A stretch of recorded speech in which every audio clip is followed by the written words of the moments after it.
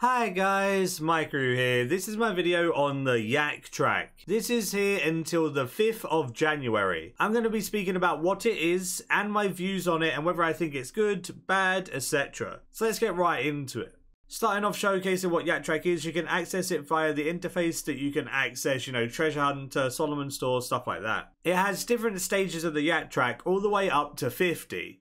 Each stage gives you tasks. You get 2 tasks to choose from and you do one of them to progress to the next thing. Whenever you do the task, you get a reward, and if you have Premier Club or Premier Pass, you get the Premium reward as well as the Everyone reward. I think it's really nice that they gave Premier Club members the premium side for free. If you're not a Premier Club member, you do have to spend 2 bonds to unlock it. But honestly, you should get Premier Club membership as it's such good value and it's actually a cheaper membership than normal anyway. I'm going to leave in the description this page of the wiki. It tells you what the options are for every stage of the Yak Track. Some of the options obviously are very tedious and long, and the alternative option with it is a lot easier, so you pick the one that's easier. They start off a lot shorter and they get longer and longer the further you get towards the 50 mark. This makes sense that it gets harder as you go along. You also get 2 skips for free, so use those wisely. There's also some parts of the Yak Track that are completely easy. Gives you 2 options and it literally takes 2 seconds to do. For example, one of them is drop a coin in the Rimington well, and that's the whole one done. Some are really easy, which is a nice break of the constant skilling and stuff like that. That being said, I want to showcase some easy ways to get certain skills done,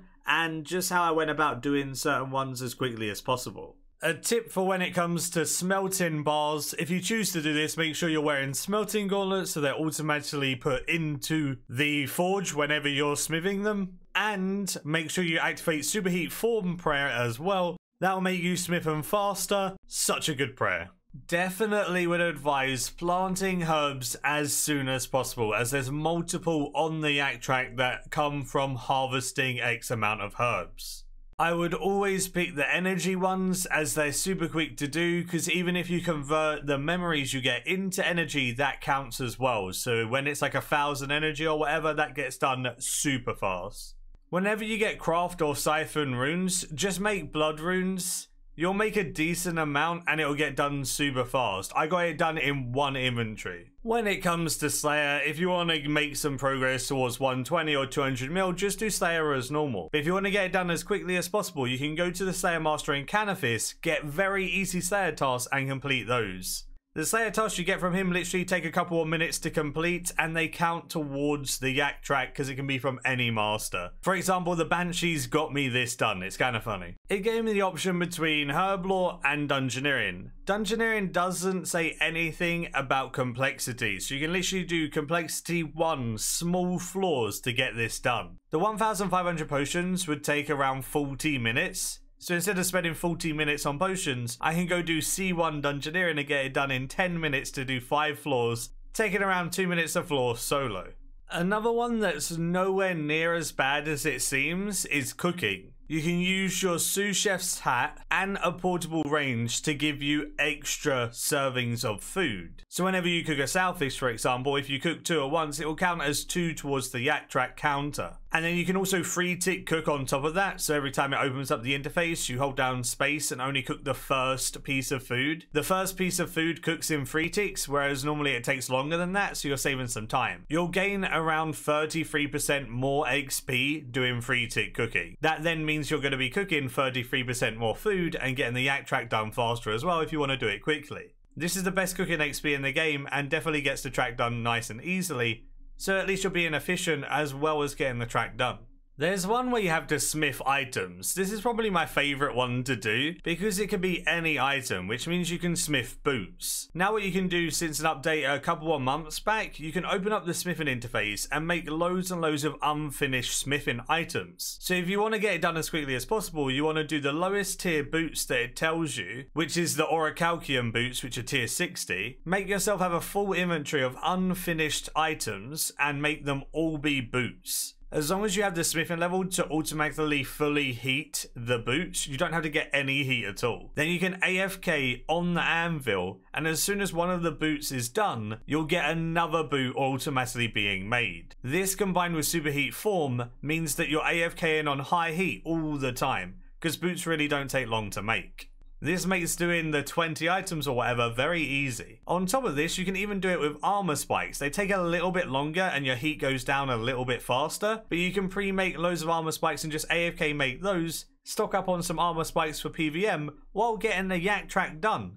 Pretty sick. There is a Yak Track one where you have to burn logs. There's a very easy way to burn logs. You want to put on 1 button gameplay for this method though. And you also need to get a pitch can. These are very expensive to actually buy, but you can get them through the minigame with Char after the Firemaker's Curse quest as a potential reward. So if you wanted to get it yourself, I'll leave a link in the description about the pitch can. And this is the pitch can method. All you do with your 1 button gameplay is you just spam click the logs on an action bar that is just above the bottom of your screen. So when you left click it, it automatically goes to light, and then you keep spam clicking light. Because it instantly lights to fire with a pitch can, you literally just walk forward and you make fire. You're making fire as you're walking forward, and you want to spam take from your beast of burden by spamming that keybind at the same time, and you'll constantly take the logs out of the beast of burden and continuously light those as well. Then you want to use your crystal teleport seed to teleport back to the Traherne district in Prith,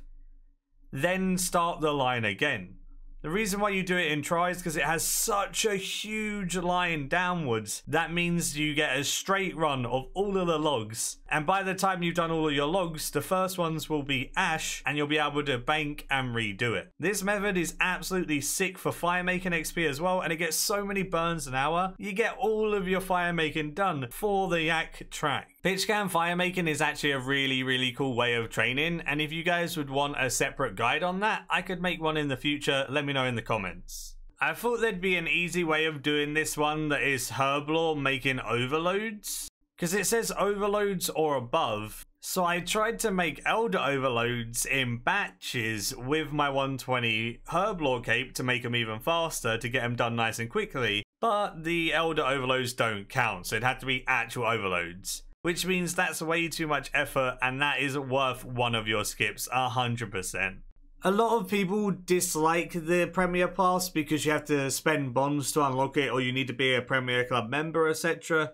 And it is a form of MTX because you can spend bonds in order to skip parts. For example, here you spend 1 bond, it can give you 4 skips, and if you spend 2 bonds, it can give you 10 skips. So technically you can spend 10 bonds and get it all done instantly. But this is so much better than Treasure Hunter and things like that. I know they're doing Treasure Hunter at the same time right now, but I do think if they calmed down on Treasure Hunter promotions and made Treasure Hunter less overpowered and focused more on stuff like this, it would be a better way and a step in the right direction. The fact that you take your time in doing loads of different skills and you can get XP or get it done fast and it gives freedom of choice, I think that's really fun. The cosmetics had so much time put into them as well, and I think that's the best part about it. They didn't get super lazy and they didn't make cosmetics like really slapdash. Some of the cosmetics, the rest animations, stuff like that, are actually really well made. All in all, I think that it was a very good effort, and I think that Jagex have done well on this. Most people I spoke to have enjoyed doing it, and they've enjoyed the variety of it and things like that. Honestly, I'd also take the Yak Track over anything like the Lumbridge Crater events. Those events were just super AFK, and they'd give you, you know, AFK ways of training Herblore for free or dungeoneering and stuff like that. And I really disliked that. I like the fact that Yak Track makes you actually go do the skills as intended and go level up the skills using the stuff that you would normally use. Cooking food, making potions, making pouches, whatever. And it gives just as many good, if not better, cosmetics than all of those Lumbridge Crater events. It started off really quick. I think it took about 5 to 10 minutes per task. And then by the end, some of the longer tasks were taking around an hour or so. But it never really takes much longer than an hour, even right at the end of the track, just for one task. I'd estimate this whole thing to take around 20 to 30 hours if you're doing it efficiently. 20 to 30 hours to fully complete the track isn't actually that bad. That's an average of 30 minutes per task. With the amount of rewards it gives, I think that's completely fair. And if you don't have 25 hours to spend, you can skip it with those bonds. Let me know in the comments down below what your opinions on this are. It would be really interesting to see what you think. I've been showing some of the cosmetics on screen, as you can see as well, so if you like those, tell me what cosmetics you like the most as well. There is definitely some really cool cosmetics, and I'm a big fan of stuff like that. Iron Men can even participate just for cosmetics, which again is awesome in itself. Thumbs up from me, the fact that you get it free with Premier Club. Like I said, Premier Club is just such good value for money, and then this makes it even better. Hopefully you guys did enjoy watching this, and it's helped you with some tips and tricks and showcased the rewards. Do give the video a like if you did enjoy, subscribe if you're new for loads of future content, and as always, until next time, see ya.